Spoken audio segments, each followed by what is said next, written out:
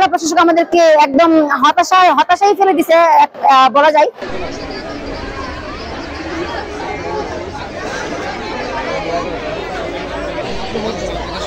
আপনারা সবাই অবগত, আমাদের যে আন্দোলনের যে মূল দাবিটা ছিল, আমাদের দাবি ছিল হচ্ছে অবৈধ স্থাপনার উচ্ছেদ চাই এবং আকর্ষণীয় দৃষ্টিনন্দন গেট চাই। আমরা ওই দাবিতে আমাদের জেলা প্রশাসকের কাছে প্রায় 4 থেকে 5 বার আসছি এবং উনি আমাদেরকে বারবার আশ্বাস দিয়েছে, কিন্তু আশ্বাস দেওয়ার পর ওনার কোনো কর্মসূচি আমরা দেখতে পাইনি।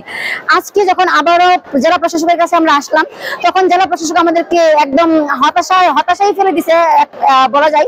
উনি আমাদেরকে বলতেছে যে ওনার কাছে আমাদের যে দাবিটা, এটা ওনার কাছে অব্দি না, এটা বিচার বিভাগে চলে আসছে। এখন বিচার বিভাগে যেহেতু চলে আসছে, আমরা আমাদের দাবি নিয়ে বিচার বিভাগে আসছি। এখন আমরা বিচার বিভাগের যে আমাদের জজ আছে এবং পিপি যারা আছে, আমরা হচ্ছে ওনাদের যে বক্তব্য, ওনার বক্তব্য অব্দি আমরা ওয়েট করতেছি, দেখি ওনারা আমাদেরকে কি বক্তব্য দেয় এবং ওনারা আমাদেরকে কি সিদ্ধান্ত দেয়। সত্যিকার অর্থে তোমরা সারাদিন যাবত যে কষ্ট করছো, এই কষ্ট করার পরে আমি জানি না তোমাদেরকে কিছু বুঝ দেওয়ার কি আছে। পিপি সাহেব যেভাবে বললেন, আমরা সাধারণত দায়রা জজ যিনি জেলার প্রধান ব্যক্তি, উনি এতটুকু সময় দিয়া এত ঘনিষ্ঠভাবে কথা বলেন না, কিন্তু আমাদের সাথে যেভাবে কথা বলেছেন এবং যেভাবে উনি পরামর্শ দিয়েছেন, আমি মনে করি আমাদের ছাত্রীরাও ছিল এই পরামর্শ অনুযায়ী আমরা যদি সামনে আগাই এবং আমরা সফল হব। আর 10 তারিখ শুনানি আছে, 10 তারিখ এর আগেও শুনানি হয়ে যেতে পারে। এই পর্যন্ত আমরা অপেক্ষা করি আর ধৈর্যের সাথে মোকাবেলা করি, আমরা নিঃসন্দেহে আমরা সফল কাম হব। আর তোমরা অপেক্ষা করবা যে এই পরবর্তী শুনানিতে কি হয়।